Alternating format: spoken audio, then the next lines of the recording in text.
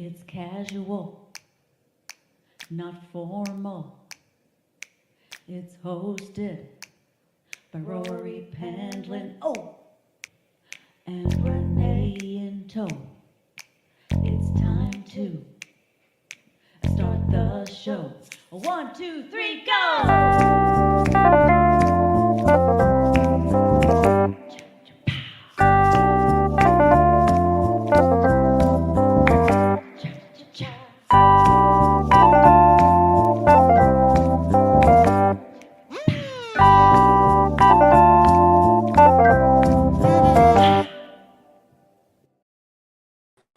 Hello, everybody. Welcome to another episode of It's Casual, episode 114 of our latest incarnation of the show. I used to do this show back in the late 80s, dating myself. And my producer on that show was James Moss, who's been on the show. And he has introduced this next guest to me. They were part of a writers group, together. And he knows a lot about movies. And if you guys know me, you know I'm all about movies. As a matter of fact, I do a movie show called Two Guys and a Gal Talking Movies. So I want to bring up my co-host for that, Manny Zamora. I've invited him as a special guest on the show today. Hey, Manny. Hello. Nice and of to course, see you Renee, again. Renee is our gal. gal.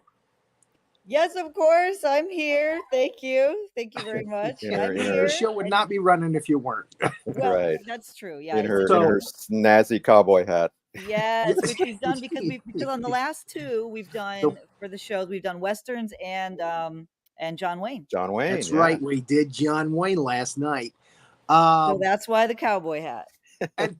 And thank you for segueing into my next bit, which is I want to warn our guest who's in the green room that I do voices, that I'm a celebrity impersonator, so I don't catch them off guard. We're talking about a movie and I just jump into Pee Wee Herman or something, you know. 1001 voices. I love British actors in movies like Peter O'Toole and James Mason, so I want to introduce this guy as James Mason. So let us bring up to our stage Mr. Peter Nason. Hello there. There he is. So I want to give you a great intro. I love it. So you have a famous, or I'm sorry, a best-selling book on Amazon, which is a real feat in itself. Right. It was #1 for movie reference books and #1 for video reference books a couple of weeks ago. We're very excited about it. That's awesome. Again, it's the market there. There's so many millions of people trying to put books on there. I mean, that is really an achievement. So I want to talk about the book. I want to talk about how the book came about. First off, I want to say you hail from the west coast of Florida. Am I right? Yes, I do. I live in Wesley Chapel, the Tampa area. Okay, I wasn't sure if you were okay with me saying Tampa or please do. I don't mind. Or leaving it general.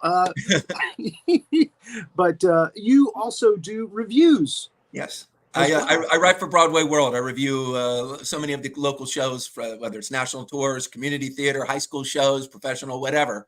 I review them. I'm known for being very fair, but also very honest. So I like the combination. And that sounds good. I sometimes had to give friends not so great reviews, and that's always difficult because, it's a small theater community, and, it's one of those things that you have to be honest.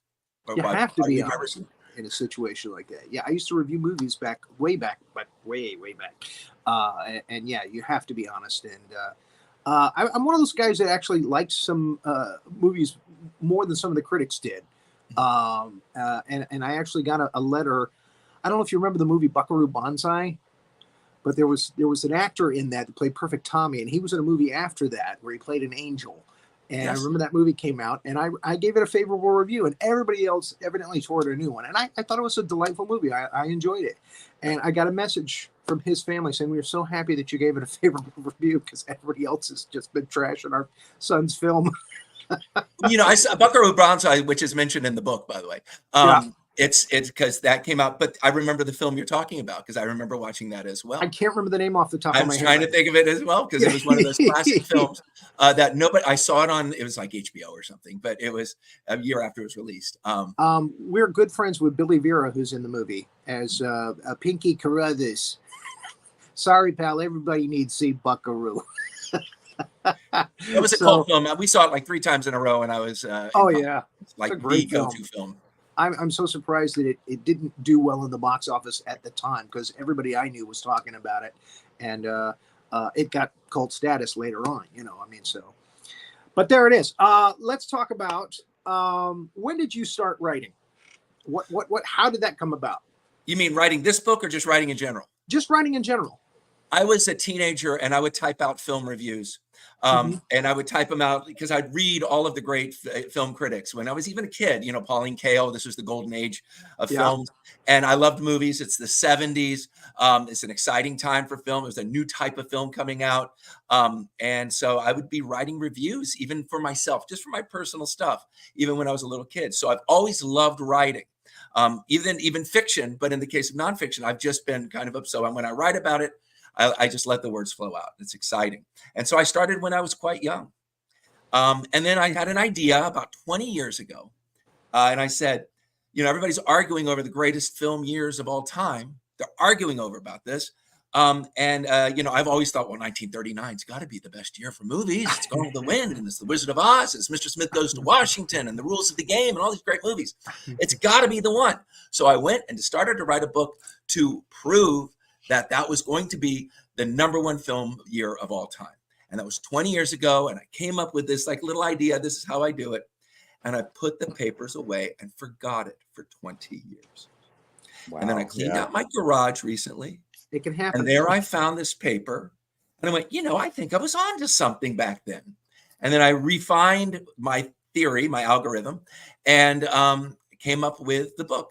And that's where Film Feud started. And the moral of the story is clean out your garage. Yeah. Can I interrupt just for a second? I just out of curiosity, I looked it up. The actor's name is Lewis Smith, and the movie you're talking about is The Heavenly Kid. That's it. Correct. That's it. So, just for anybody who's actually curious and wondering what the heck are they talking about. So there you go. It's one of the forgotten films of the 80s. But it was on a lot for a while there on HBO when you were flipping through the channels. It was that or just one of the guys. One of those films constantly back and forth at around the same time. Yeah. And but it's one of those forgotten 80s films. But that maybe people will rediscover it somewhere like Buckaroo Banzai. Who knows? Yeah. Well, I think maybe people confuse it with what was that other one? Angels in the Outfield, or the one with the kid who breaks his arm and becomes a super pitcher. There's a lot of movies that unfortunately are so similar that people get confused, and the Mandela effect takes over, and you think, "Oh, I've seen that one," but you didn't. So it's lost in the shuffle. Exactly. So the great thing is doing this and kind of rediscovering it. So I wrote Film Feud, and it's called Ranking Cinema's Best and Worst Years, 1920 to 2020. I'd use 100 years and I thought that using the 100 would be kind of a nice starting point. It's harder to get in the teens there, and I think the film since 2020 is hard to get kind of gauge using the algorithm. The algorithm is what's kind of interesting about this, because it takes me out of the equation. I have my thoughts. I have my favorite films. I have my passions.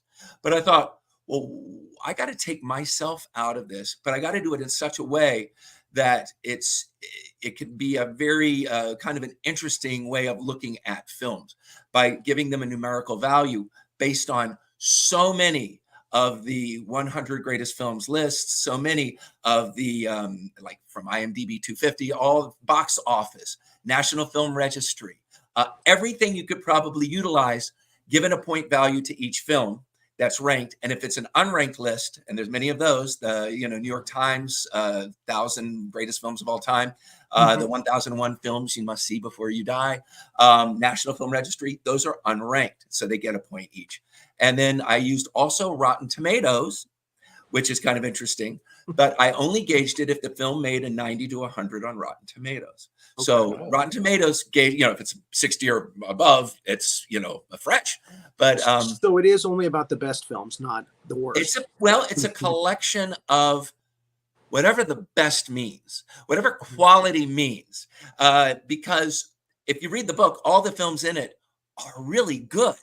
I mean, Yeah. even the ones in the not so great years. That's what I love about movies. It's even in the bad years, there are great or at least good films worth looking at. And that's what makes movies unlike almost any other art form. And because there's something quality, there's so much quality in what you find. And things change and tastes change. So when I utilized the Sight and Sound survey of 2022, I utilized both the critic survey and I utilized the directors. I used AFI poll from the 100 Years, 100 Films, also their anniversary.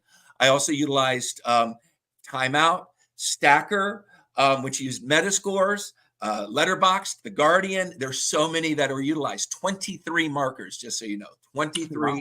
different lists in different ways that they were put together. And they formed a number for each movie. And so the movies get a point value by themselves. So I can tell you this is what they said, what the point said were the greatest movies.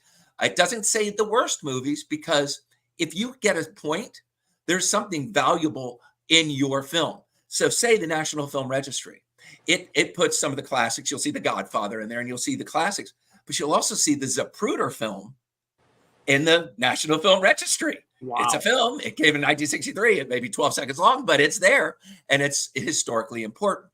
And so what's interesting is it gives both historic, important, and the quality of films as seen by thousands of people, critics, and also the general public in some of them, because I also use box office adjusted for inflation. So the public gets a say at it as well. The critics, the public, you put it all together, and then a film gets a score.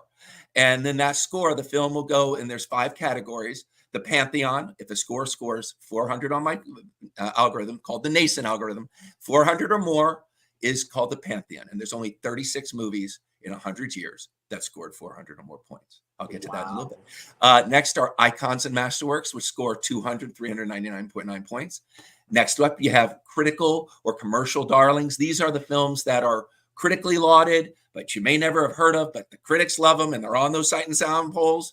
Or box office, that maybe the critics didn't love it, but it made a lot of money and has to somehow be represented. It was, a very important film, at least the public thought so.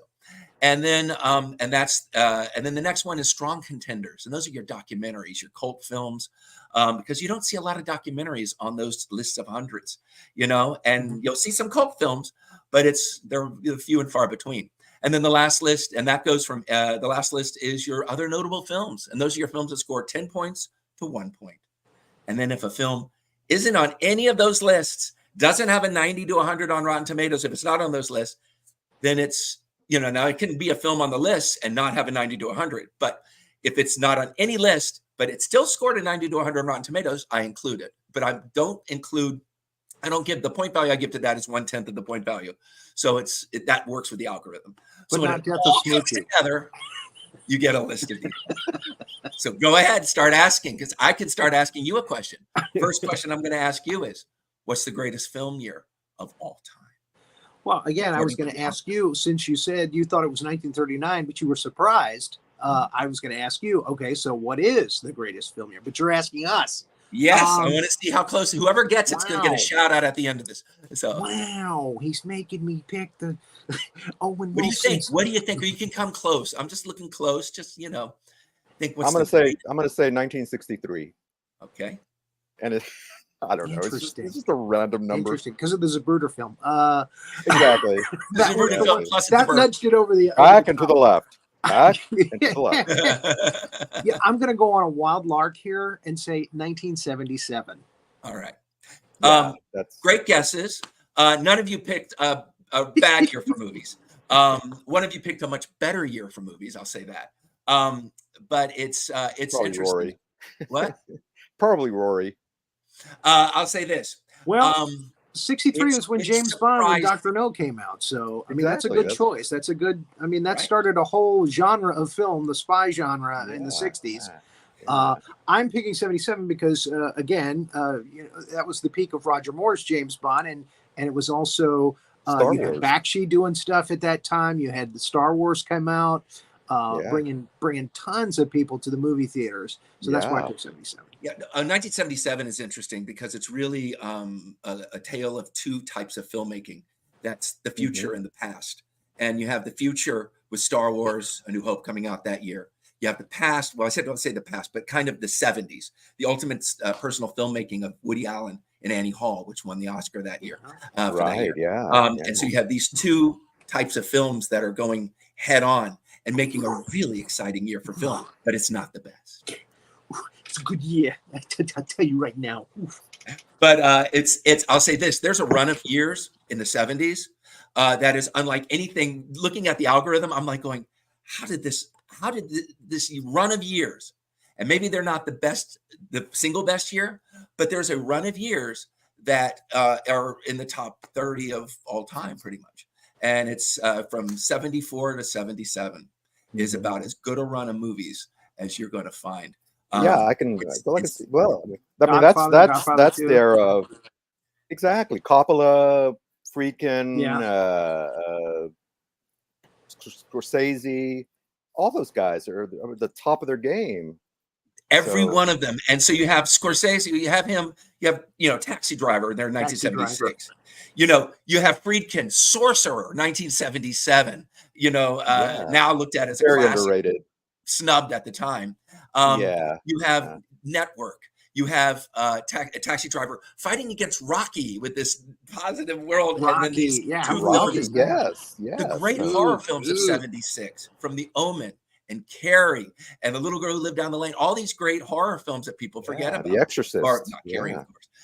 And then you have from 75, Jaws and One Flew Over the Cuckoo's Nest and Nashville and Barry Lyndon and Dog Day Afternoon, Rocky Horror Picture Show. Barry Lyndon.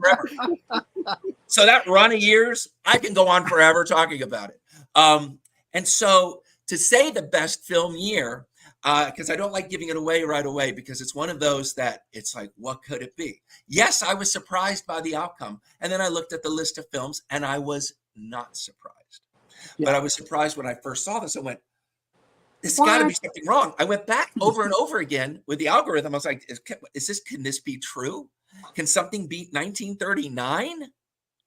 And yet a film year did. And it was a surprising one until I looked back on that and realized, okay, it makes total sense. Some people have mentioned it. I've seen no books have been written about that particular year. The years they always show, 39, 62, 99, 74, 2007, 71, a book came out recently saying that was the greatest film year. He'll be interested in my book because you'll see some years may look like they'd be strong. Maybe they should. There's some iconic things going on, but the numbers just don't add up. And there's so many years like that. I can tell you the second worst year of all time. I guess I'm going to go back and forth. I'm not going to tell you the answer right yet. Okay. And I'll say this. It was just 4 years ago. 2020 was the second worst year of all time. Oh, yeah. Well. And it shocked me. I thought that would be the worst year.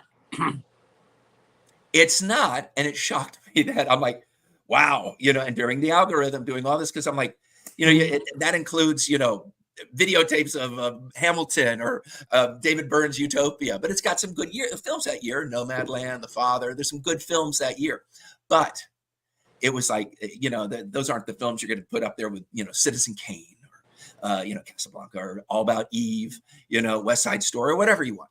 It's like, but it's still only ranked second worst. And so the worst year was one that surprised me, because it came out in the 40s. And I thought, the 40s films are all great. Those are so fun. But then this one, let me put it this way. The Godfather, 1972, has a score on my algorithm of 1,066, okay? 1,066, that's their score, all right? That's the top film using the algorithm. No film comes close to that. It's the only film that's on almost every eligible list. Somewhere on there, even box office. It's there. The Godfather, by far the number one film, right? 1,066. The highest ranking film on the year, that's the last, is 11. Wow. So it's interesting. I find it interesting. And so hopefully you do too. All right. Are you ready for the best year, or do you want the worst year? Which one do you want? Worst. Give us the worst year. I feel sorry for it because it has some good films. That's why I saying I love movies, because even in the bad years, there's really good films. 43. Miracle on 34th Street. Everybody loves at Christmas time. You know, how do you not love Miracle on 40, on 34th Street? It's a really great film. And there's so many other films that came out that year. There's some great film noir that are forgotten today, but people back then just, it was one of those. It's a very, I'll tell you, this is the film noir films would be anything like Out of the Past, Born to Kill, Possessed, Kiss of Death. All those came out that year. Like gangster films and Postman always ring stuff. Postman always ring twice. All those kind of Yeah, and you see, and the other one, Lady from Shanghai, Orson Welles, came out the year I'm talking about. Yeah. And the year is 1947. Scored the lowest. 7. And then I looked up history. So I go, okay, let me figure out, why is this the lowest? What did it happen? I knew 43 was going to be a tough year. 43 because the war is going on and Hollywood was going on fronts in Asia or in Europe. So that was happening. So what caused Abbott and Costello broke up. What was that? Abbott and Costello broke up. Yeah, well, there you go. Well, that's it. That's it right there. Yeah. I'll say this: if that happened, it's the worst year automatically. So, but it's one of those where it was before TV hit, it was before the blacklist, so none of those could be blamed for it. It's just the numbers don't add up. I compare it to if you're ever playing Pai Gow poker and you're sitting at the poker table and you get a 9 high. And you get it every hand. That's 1947. And if you play Pai Gow poker, 9 high is the worst hand you can get. And it's like playing that every time. It's rolling craps, playing craps, and you roll craps every time. And that's 1947. Wow. So are you ready for the best hand, a royal flush of Pai Gow poker? I might just tell you this, and it's right here in my book, Film Feud. So here it is. Are you ready? We are at the anniversary. So we're at an anniversary this year of the greatest film year of all time.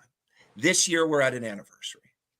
So that means your film year is either 34, 44, 54, 64, 74, 84, 94, 2004, or 2014.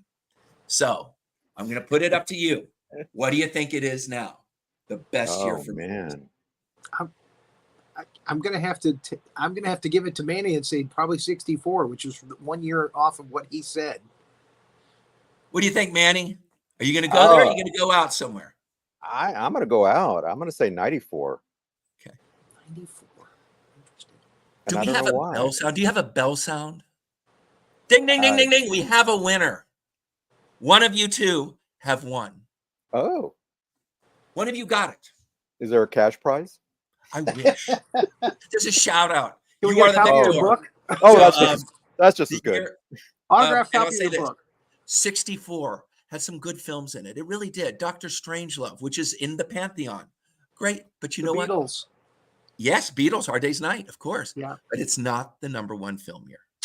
That honor goes to 1994. And it's not even close. It's 100 points above 1939. And you're going to go, what? But then if I just open this and you go to the first, you just go to #1. And you sit there and you just go down the list of movies.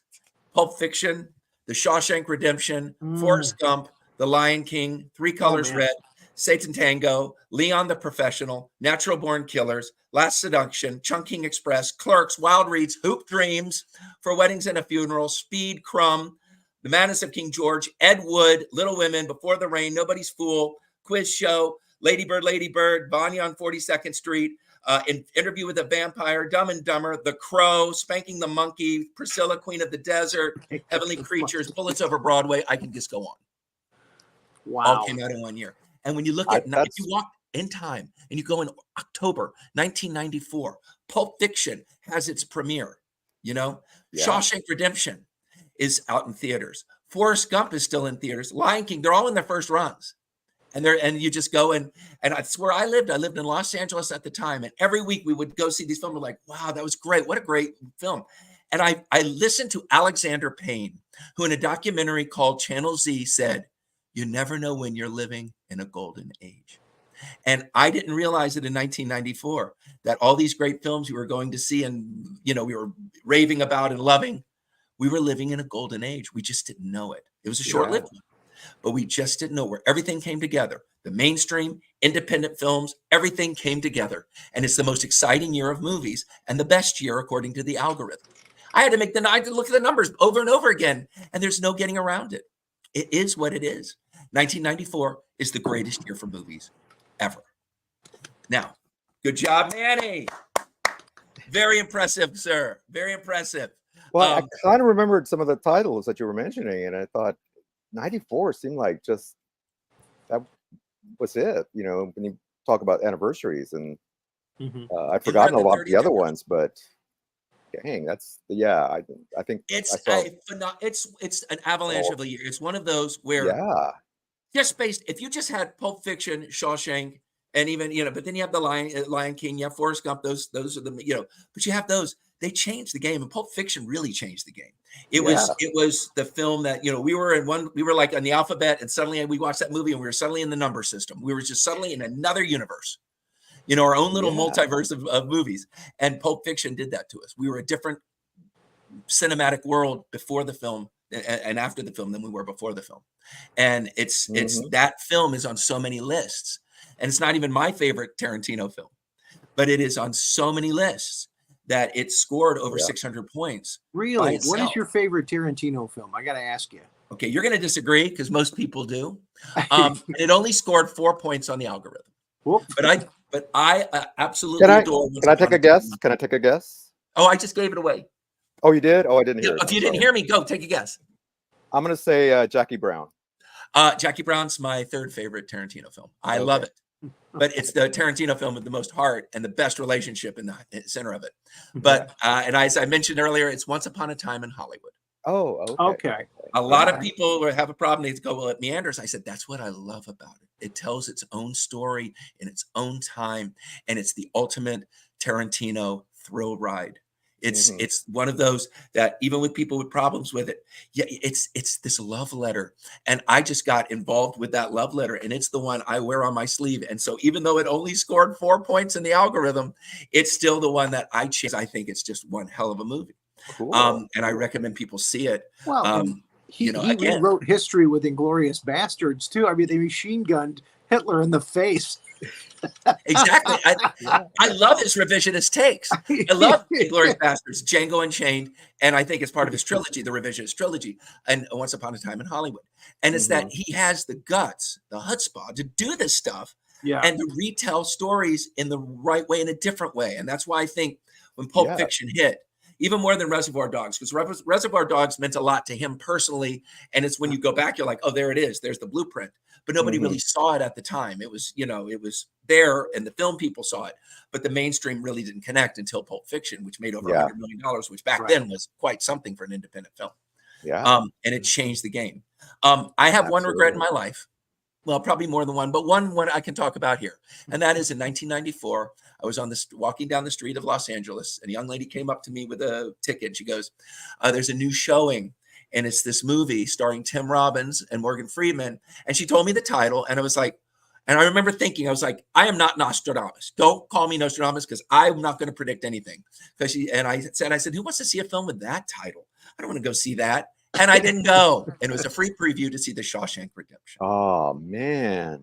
And I blew it. Yeah. And I had to see it years later and realize, what did I do? And then I lived it. I learned. So you live and learn. Don't say no to opportunity, even if it has a title you don't quite get at the time. Enjoy it. Embrace it. Go see it. And Shawshank Redemption, which is a film you can just see over and over again. It's just such a bonding film, a great film. There's a reason it's so high on IMDb all of these years. Yeah. And it's the one film. And so those two films, when you have two films in the Pantheon, that means that out of 36 films, 2 of them are in this year. So that right there, and 2 of them are in 39 too, just so you know. But it's an exciting time. And so I look back at that year and realize this is why this book needs to be written, because people don't look at it. They will sit there and say, oh, well, that's just your theories. That's just your thoughts. It's based on the 23 lists and all of those critics and all of the public and all of this put together in this wonderful aggregate, and then coming out in this algorithm with all these numbers. And this is what it came up with. And I can't fool the numbers. And so it is what it is, that 1939 is not the greatest year for movies, at least according to the algorithm. And that's why. Where does it fall on the list? What, 39? Where does it fall on the list? Yeah. Number 2. Second, yeah.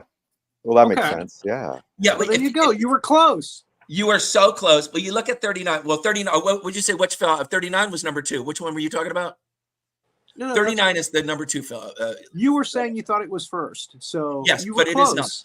You Yeah, were I was close, but I went and did this to prove that it was first. Everything I went out of my way to prove was disproved. But then I realized that's why I was meant to do this, because I had to prove that this was not the case. What we've always thought. When you have Gone with the Wind, The Wizard of Oz, Rules of the Game, Mr. Smith Goes to Washington, Stagecoach, Young Mr. Lincoln, Only Angels Have Wings, Son of Frankenstein, Ninotchka, Wuthering Heights, Gunga Din, Love Affair, all these great films of mice and men. It's just a great year. Oh my God. Yeah. Yeah. Yeah. And yet it's number 2. And it was 100 points lower than 1994. 94. Wow. But it was number 2. But it's It was still number 2. Now, close. Nothing wrong with Here's your- that. here's Nothing your wrong with question. Going up the list.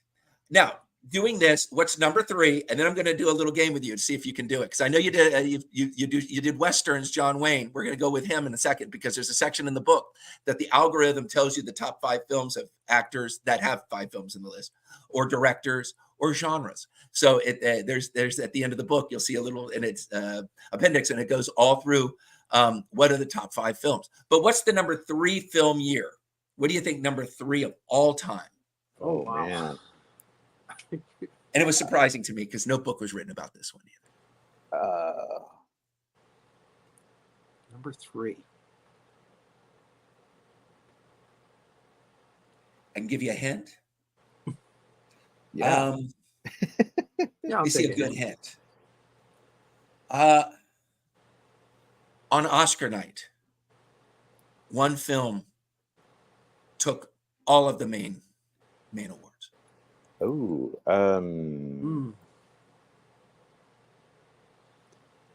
So it's recent. Well, the main awards would be Best Picture, Best Director, Best Actor, Best Actress, and Best Screen. Well, it's 3 not. films have done that in history. Well, it's not Death to Smoochie, that's for sure. Yes, but it came close. They just lost it on the supporting actor. I know. It's a shame that that movie doesn't get much love. Sorry, I couldn't say that with a straight face. Oh man. I can't even hazard a guess. Wait a minute. Hold on. There's 3. Hold Okay, on. I'll give you the years. You want me to give you the years and you decide? Or do you want to try it first, Rory? No. No. What year did Titanic come out? 1997. 97 is what I'm going to say. All right. What do you think, Manny? I'm gonna have to agree with Rory. 97. Yeah, 97 is not a bad year for film. With Titanic's nowhere near the top, but it's not a bad year. Titanic's what really pushes that year a lot. It's got some other good films in there, LA Confidential, Boogie Nights, some really good films. But Titanic's what makes that one work, but it doesn't go near the top. The 3 film years where a film took all the top 5 Oscars, including Best Actor and Best Actress, are 1934, 1975, and 1991. Okay, so we're in the 1990s. 1991, Silence of the Lambs won Best Picture and took the top 5 Oscars. 1975, One Flew Over the Cuckoo's Nest won and took the top 5 Oscars. In 1934, It Happened One Night won, taking the top 5 Oscars. And in 2 of those cases, it's because the other films that year weren't very strong. And in one case, it's just a great year.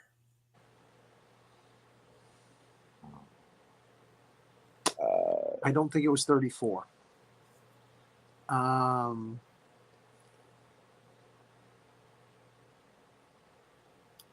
gonna have to go with 91. Yeah, I'm going with 91. Yeah. I love Silence of the Lambs. I really do. It's one of those. It's just terrific. And it was, the year was okay, but it was because so many of those side films just didn't get scored high. 1975. 75. Yeah. Jaws, One Flew Over the Cuckoo's Nest. Yeah. Nashville, Barry Lyndon. It has, Rocky Horror Picture Show. It has the most notorious film of the 20th century, which is called Sallow. It has all of these films, But it's like when you look at the list, you'll go, wow. And nobody Dog Day Afternoon. Nobody talks about that year, but it's such a great year. It's a good And year. it scored number 3. Yeah, Now it was 500 points less than 1994. That's how they start going down. And there's some years in the 900s where there's films tying each other because they're all kind of in that same boat. So here's our game right now. You have John Wayne. I want to hear a John Wayne impression. I mean, you warned me. I want to hear it. I got to hear John Wayne. I did it at the beginning of the show. Damn it. So there it is. I know. I wanted to hear it again. So here it is. In order, the top 5 John Wayne films according to the algorithm. In order. And I'll say this. When I did the list and I thought, you can do the top 5 films. If an actor has 5 films on there, you can. Not all actors do. It's hard to get a film on the list. John Wayne has plenty of them. But top 5 from last night. What? He's got his list. I'll tell you how yours scores with mine. Or the algorithms. All right, you want to go your list first? Manny, you want to do your list? All right, Manny. No, you go first. You go first. I'm going to trail Love you, behind on Manny. this one. All right. Okay. I've got Stagecoach on my list. The Quiet Man. Now these are my personal favorites. Okay. So I'm gonna run down to my honorable mentions list. It's not the greatest story ever told. Yeah. The best cameo, the most glorified cameo ever. And it's not McHugh or Brannigan. I'm going to say Rio Grande, Fort Apache. I'm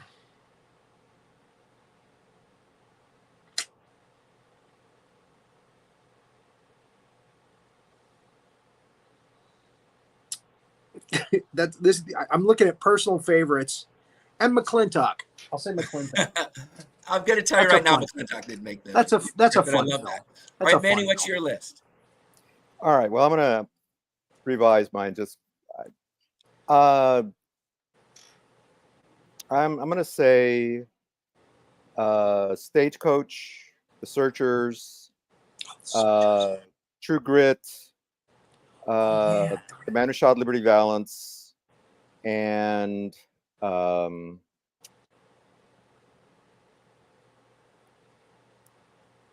that's 4. Quiet Man. And Rio Bravo. All right.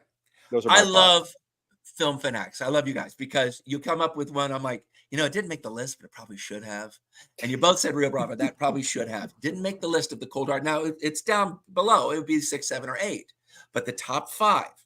At number 5, The Quiet Man on Rory's list. Quiet Man, yeah. Number 4 is on neither of your lists. Red River. Red River. Okay. Okay. Yeah. Number 3, The Man Who Shot Liberty Valance. I got 1. Oh, number 2, because it's got Jimmy Stewart in it. I got 2. Number 1, The Searchers. I got 3. You got You're 3. great. That's great. You did really well. And the moment you said Stagecoach, I went, oh, there he goes. Because Rory said Stagecoach too. And I think that's the most important Wayne film. I saw that the other night. It was on TCM. I was like, oh, look at this. Best introduction in film history, I think. I was going to say that in the show. I forgot. But yeah. And that gets that camera goes right into his. I mean, they say, this is a star. Watch this man. Yeah. He did a lot of films before that. And forgotten films. But when he did that, we realized you're watching a star. But then you watch The Searchers, and you're watching an actor. You're watching a real actor. And you realize that a lot of people put him down for some things, but he puts some of these performances, True Grit, The Searchers, a real performance.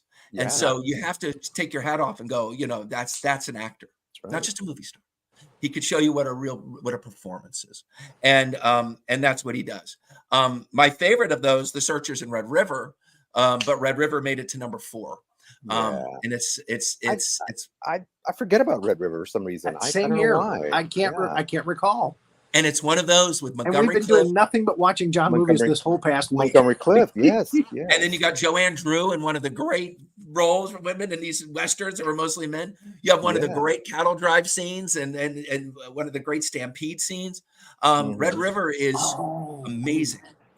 Yeah. I Well, really apparently Now.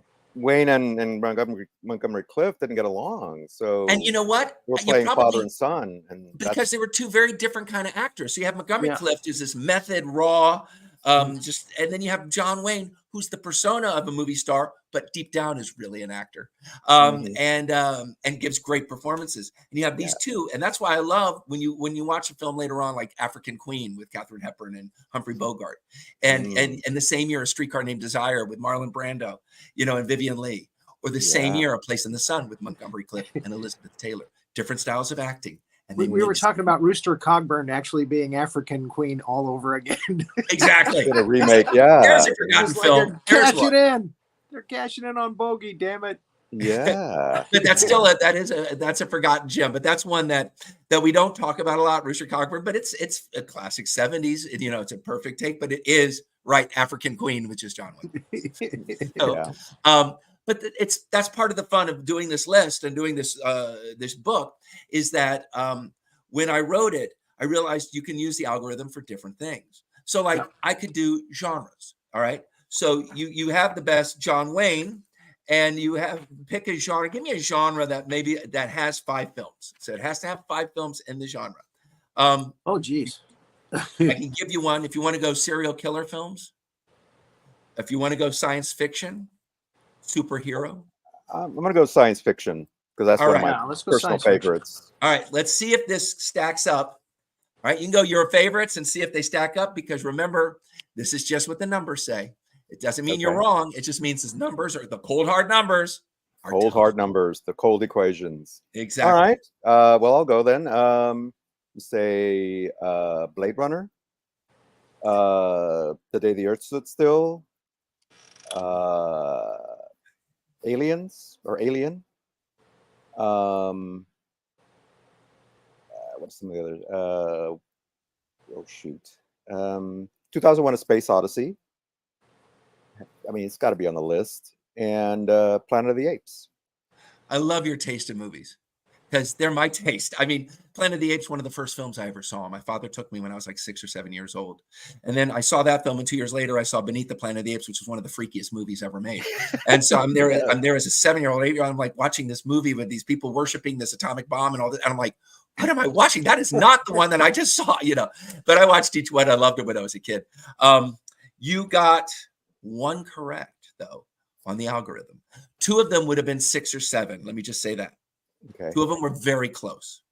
All right, Rory, go for it. I'm not going to tell him which ones. Okay. I'm going to go with The Day the Earth Stood Still. If it's science fiction, I got to go with the original Godzilla. Forbidden Planet. So that's 3 from the 50s right there. Planet, I almost forgot it. Yeah.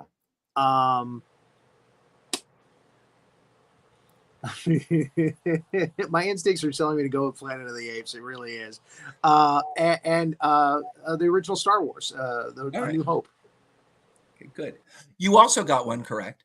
And the good news with your list is that these are some of my personal favorites too. They score on the algorithm. Don't get me wrong. It's just not the top 5 according to the numbers.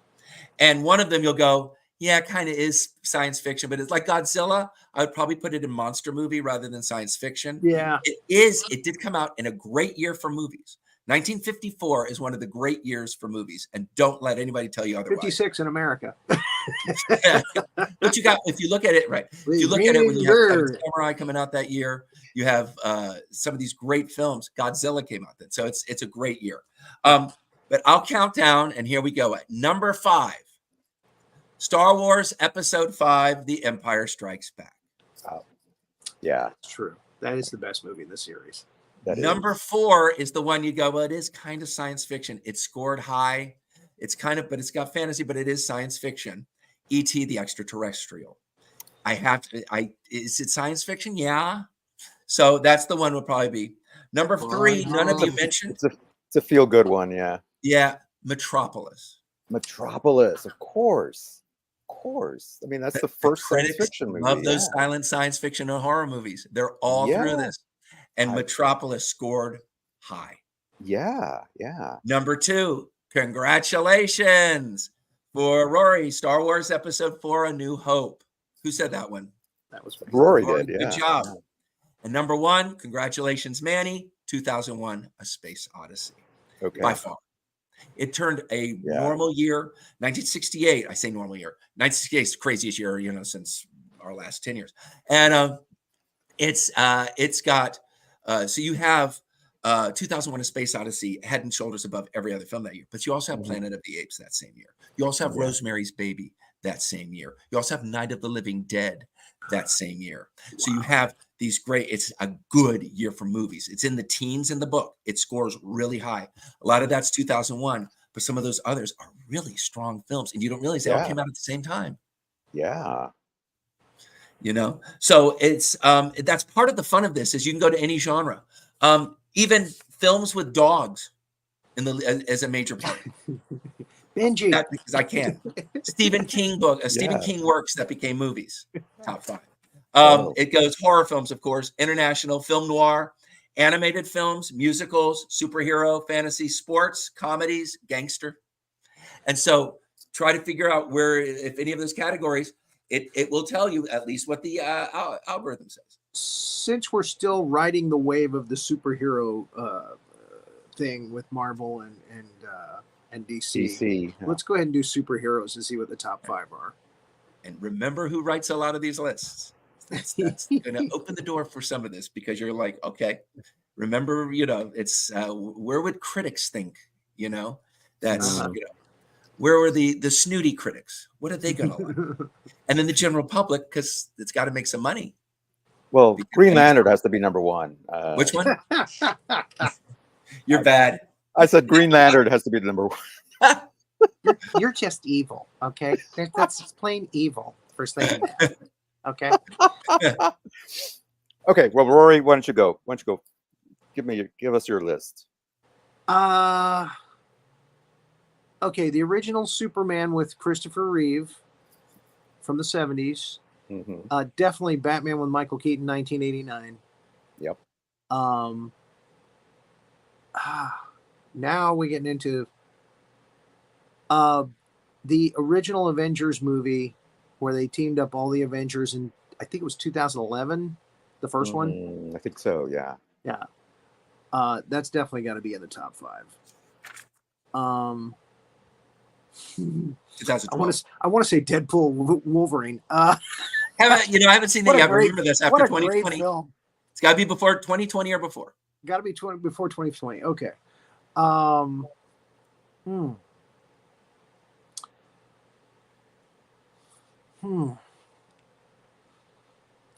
going to go with Captain America, the First Avenger on that.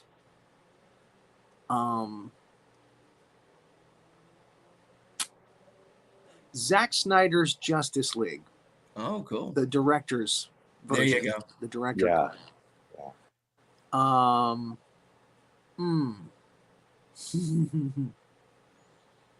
Snooty. That is your hint. Because these have to be like, okay, we're coming into a superhero movie. Let me see what I think of it. All right, I think, oh, look at this. So what are they going to like? I'm going to throw in a wild card. Yeah. and say The Shadow with Alec Baldwin. Wow. Okay. That's a nutty wild card. I love it. So I love film fans. That's nutty. I love it. Love that. Okay. All right. And that's my 5. That's your Good. 5? Okay. All right, Manny. Mine are going to be very similar. Definitely Superman, Chris Reeve, Superman, Michael Keaton, Batman. For just snootiness. Oh, wait a minute. Hold on. I want to revamp one.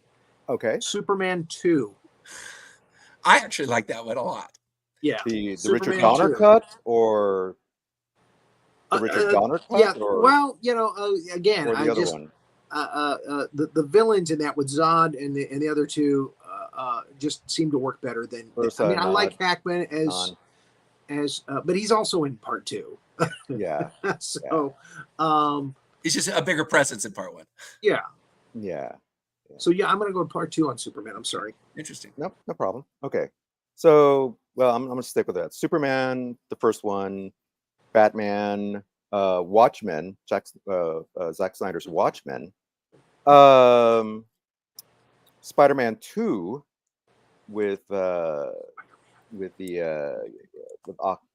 Dr. Octopus, and my wild card is going to be a non-Marvel, non-DC one called Chronicle. Interesting.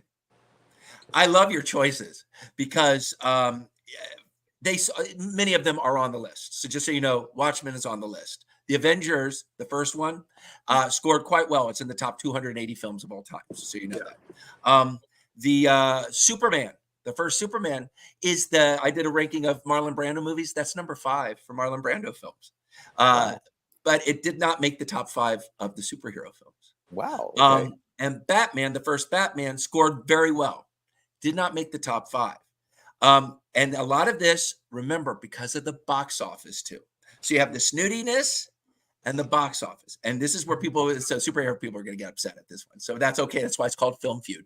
Can I just throw in a guess and Yes. say, as far as Batman's concerned, it's going to be one of the Christopher Nolan ones, if it's on that list. I told you I love my film. I love Film Fanatics.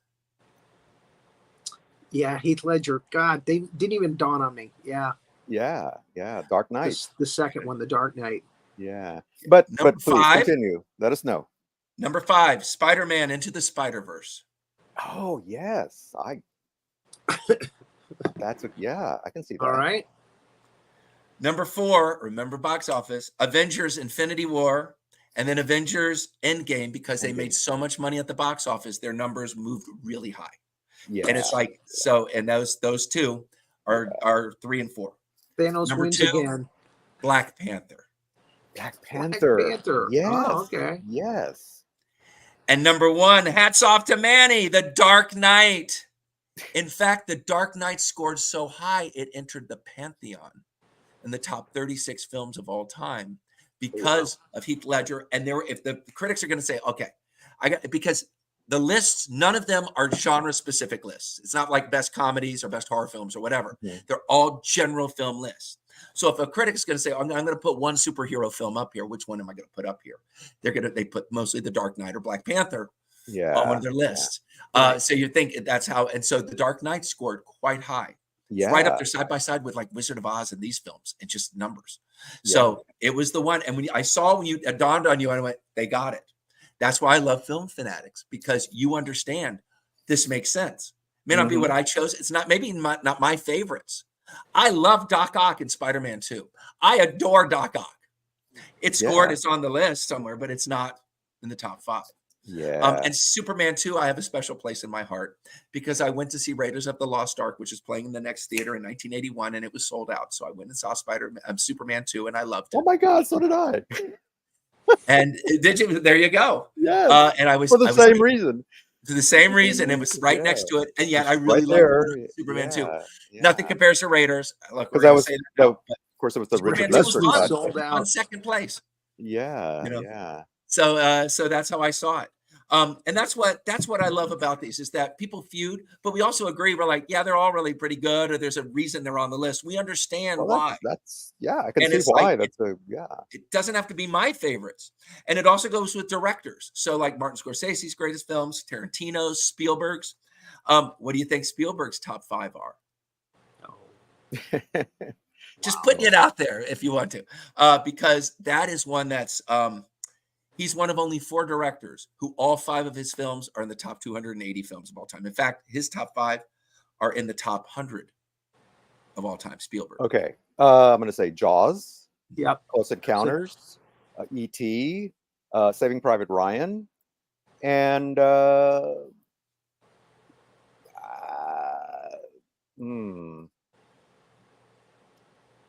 what's another good one? Well, they're all good.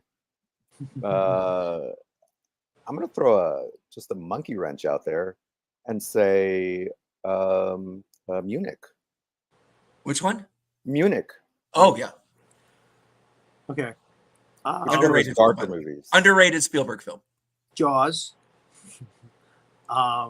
Raiders of the Lost Ark.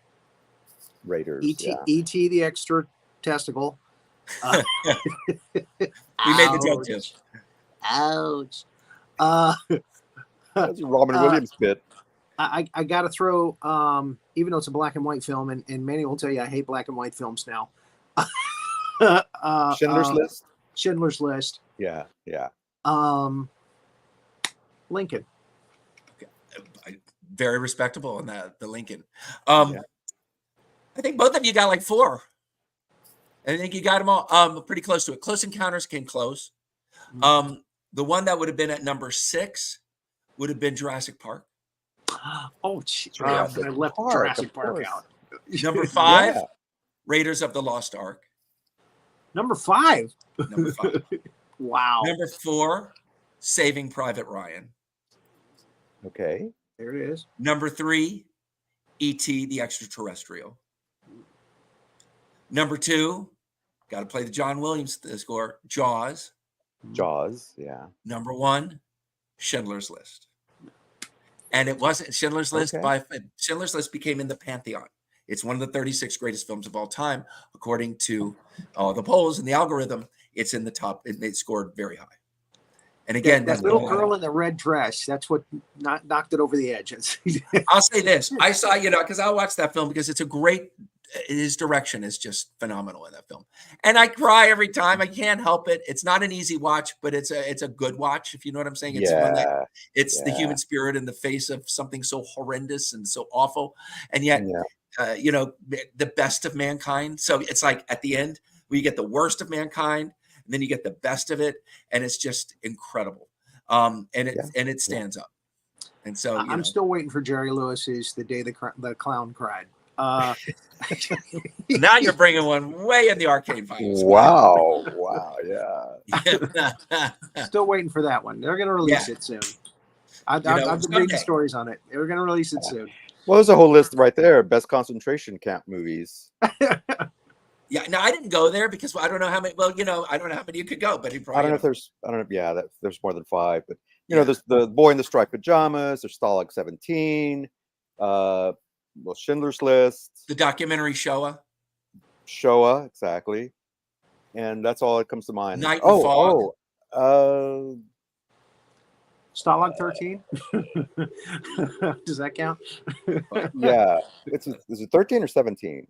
Stalag 17. Oh, 17. I'm sorry. Yeah, 13 is Hogan's Heroes. Yeah. Schultz. There's another one that I can't remember, but yeah. Night and Fog is a great documentary as well. It's horrifying. Yeah. It's one of those that's like a half hour long, but you're like, oh, it's real hard, a hard watch. Oh, is it Road to Corregidor? Corregidor? About the Japanese internment, not or prison camps, right? About that the Japanese had, yeah, right. Nanjing, yeah. Okay. Yeah. So there's a lot that you can, like I said, I don't know if it can get to 5 because it's got to have somewhere on the list. And usually if one of the films scores pretty high. Now I wanted to ask you what your preference of movies is. What do you really like to go watch? My film, well, I like some of these films. I have a place in my heart. And my favorite film of all time is a Fellini film. It changed my life, called La Dolce Vita, The Sweet Life. And it's from 1960, another great year for movies. And it was one of those, but it's only the 4th film from 1960, according to the algorithm. It's my number 1, though. It's my go-to. It's the one that kind of opened my eyes to a new kind of film and new kind of cinema. Yeah. And I saw that when I was in college, and really I realized there's so much out there, so much great art and great. I went to Italy even just thinking of La Dolce Vita. How do you not? Of course, I love the Godfather films. Of course, I love Singing in the Rain because that's another film that if you're feeling down, put on Singing in the Rain, you feel better instantaneously. I love Psycho and The Seven Samurai, of course. Of the more recent films, Do the Right Thing, I think, is incredible. Magnolia, Zodiac. David Fincher's Zodiac is about as terrifying a movie as I've ever seen without overdoing it. And yet it's like almost 3 hours long, and it's this prolonged dread, but it's so you can't take your eyes off the screen. Yeah. It's one we really recommend. Is Longlegs out yet with Nick Cage? It's Yeah. out. Yes. Okay, I haven't seen it I yet. just heard Yeah, me Just- neither. crazy things, insane things about how good he is as a serial killer in that movie. Well, I think we need to see it. just flips you on your ass, the performance. Great. It's just that creepy and scary. Well, that's the thing we talked about. We talked about Nicolas Cage on one of our episodes, and that's the thing about Cage is, and we've talked about this about other actors as well. When they're in the hands of a really good director and have a really good script, you can see how good an actor they actually are. Otherwise they kind of get a little lazy and just kind of phone it in. And Cage is one of those actors that just kind of grabs at whatever's thrown at him. But when he gets a good role, man, he is like on top of it. He's a ninja warrior. He's got the John Wayne thing, which is he's a movie star, but there's a real actor in there too. And that's really what you're saying. Yeah. And that he's that movie star. Everybody knows Nicolas Cage, but he's, and I remember I first saw him, I didn't notice him. I saw Fast Times at Ridgemont High, but I didn't notice him in the film. But then I saw Rumblefish in 1983. And he still went by Coppola. It still was his last name until he changed it. And it was, I think, right before Valley Girl in that time period. But he played kind of the bad guy in it. And he was somebody who was so despicable. And you would never know that person, it's like seeing when I saw Dazed and Confused and saw Ben Affleck. You would never know that person would become this major star. You didn't think that's the one. That's the person in a film with Mickey Rourke and Matt Dillon and all this. And that's the person who would stand out. When I saw Raising Arizona, I said, yeah, he's going to be a star. Raising Arizona. That one you could say. There's no doubt this guy's going to be and that is in the top 5 of the Coen brothers movies. Yeah. So I was at the top 5. And it's because they have a quite a great canon of movies. And they wrote the book. They and David Lynch wrote the book on quirkiness, and his is darker quirky. But theirs they have definitely a heart. And so some films scored pretty okay, like The Big Lebowski, and but of course, No Country for Old Men and Fargo just in the top. Right. Yeah. And so the book goes 1 through 101 in the years, and then at the end is all these lists of the 280 films according to the algorithm, and then best genre, films, top 5 actors, and top 5 directors. And it's one of those you just flip through. It's a good book to flip through and enjoy. Again, this would be great for the name of the book, Film Feud, and go to Amazon. And if you want the lists of the best movies, rated by an algorithm, it's just everybody's best lists. Boom, it's all there. Go to Amazon and order this book from Peter. Right. It's Film Feud, ranking cinema's best and worst years, 1920 to 2020. And it's one of those it's a fun read. It's you flip through it, you go, you could disagree, but you disagree with the numbers, because I'm like going, my favorite film scored that. What? They gotta be crazy. But it's the right score. It's the difference of favorites, because a lot of people go, the best year is my favorite year. So what's your favorite year? And I can't argue with that. But everybody's saying this is the greatest year. They wrote books about this. So I was like, well, let's solve this once and for all. Let's end the argument. And I thought it was going to end with a different film, and I didn't. Film here. So it's a fun, and I hope people enjoy reading it, because I really had fun writing it. And it'll help people win bar bets. Exactly. I like that. That's why it's a best. I love your taste in movies, guys. You have the best taste. Well, so, and again, we're going to have you come on our show, Two Guys and a Gal Talking Movies. Okay, I love it. When we do a genre, definitely have you come in. Or something we've never done before is like a decade of films, the best 5 films of the decade. That kind of thing. I love that. We've never done that. By the way, and that's in the book too. It's the best 10 of the decade, and it's in the algorithm. And so it's right there. It's right there at the very back of the book. It even does the best decade of film. Well, that's basically what we do. We do our top 5 and then 5 honorable mentions usually. Yeah. Sometimes if it's like John Wayne, we'll do like 6 or 7 or 8 even honorable mentions. They just deserve to be mentioned. Right. Yeah. So we definitely. What I love about this is I hope when people see it, there's going to be films you don't know. And there's some that I didn't. I'm like, I really don't know yeah. this film. And so it's going to make you seek the film out and seek the filmmaker out. And maybe there's a Yeah. filmmaker, that you haven't really connected with yet. And so maybe this will inspire you to go see some of those films. Some of them forgotten, except by, say, haughty critics, or some of those that just are just there in the universe, but they're special for some reason. And for people to find those films and find the ones they've never seen and experienced, because there's nothing better than finding a treasure, something that you can love right now. Oh, Bo Derek's Bolero. Ah. Wow. Only film- But that's your favorite. Only Bolero. film I ever walked out of. Wow. Worthy of a Only film walkout, I might say. And I haven't seen Death of Smoochie, but we make fun of it all the time. I sat through Sallow. I sat through it. I had a hard time. Oh, I was in the 7 days theater. of, what is it? I wanted to walk 7 out days all of- through it, but I sat through it. Yeah. And 7 days of Sodom. Yeah. and that was a tough one. That was a real tough one. But it's something that I think it's whatever your favorite is. And if you're going to walk out, and the only film I really walked out of has nothing to do with the film. It was a really good film, but I was sick. And it was Tess by Roman Polanski, and I had to walk out because I was so sick. I just couldn't stay in the theater. So I went. And so I have to tell people I walked out of Tess, but I didn't do it because it was bad. I I didn't did it on purpose. I did it because I didn't want to yak in the theater. I didn't want to throw up on the people in front of me. So you believe me. So it's one of those that, walking out of a film is a big, strong statement. And people walk out for different reasons. But I believe it's a unanimous reason that Bo Derek's Bolero needs a walking out of. Needs a walking out of. I can tell you there right now, it needed serious walking outs. I wasn't the only one, too. So other people were walking out before I finally just went, nah, I can't watch any more of this. Yeah, this is just this is just bad. ridiculous. But is it as bad as the one where she? And when I review plays, Death of Smoochie. When I review plays, there's some plays that I'm like that are so bad. I can't walk out of them. I'm reviewing it. And so it's like I'm stuck. I saw one play. I threw my notebook down and I said, I'm ending my life in theater. I'm going to take up fishing because I just couldn't take it. But I had to review it. And I did. That was the title of the review. You'll have to go. I have another book on Amazon. It's in there. 1100 Miles Off Broadway. And it's, but it was one of those where it makes you question. And seeing a bad movie does the same. Really, you're like, oh, do I stay through this? Now on TV, if you're at home, you can flip a channel.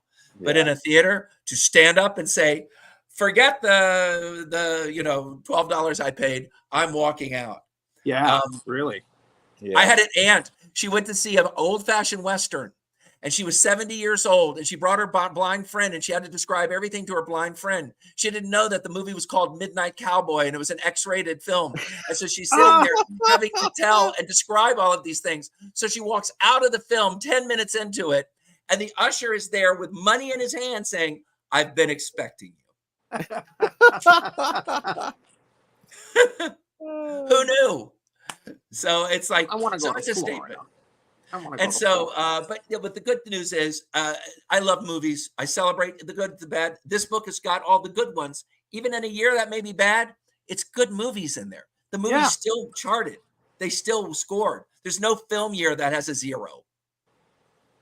Awesome. Thank you so much for coming on the show and sharing with us. And again, I'm looking forward to reading your book. Please, everybody, go to Amazon and check it out. Peter Nason, he says he's got other books there as well. Thank you, Manny, for coming on as a guest. Thank you for having me. And again, like I said, we're gonna have to talk to you about coming on Two Guys and a Gal Talking Movies sometime.